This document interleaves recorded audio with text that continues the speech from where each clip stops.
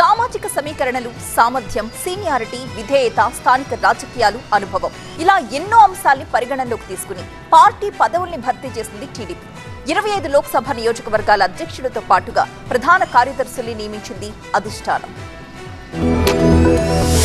కార్యకర్తలు ఎప్పటినుంచో ఎదురుచూస్తున్న పార్టీ పదవుల్ని భర్తీ చేసింది టీడీపీ.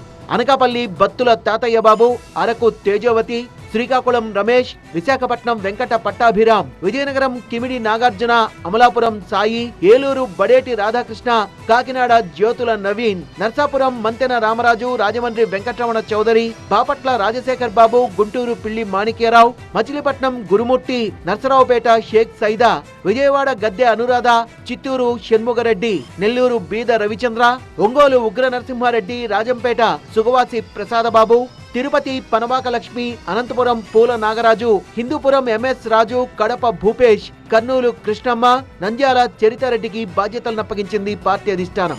8 మంది బీసీలు, 11 మంది ఓసీ, 4 ఎస్సీ, 1 ఎస్టీ, 1 మైనార్టీకి చోటు దక్కింది. జిల్లా అధ్యక్ష పదవుల్ని దక్కించుకున్న వారిలో కొందరు ఎమ్మెల్యేలు, ఎమ్మెల్సీలు కూడా ఉన్నారు. అసెంబ్లీ ఎన్నికల్లో సీట్లు త్యాగం చేసిన వారిలో పలువురికి పార్టీ పదవులు వచ్చాయి.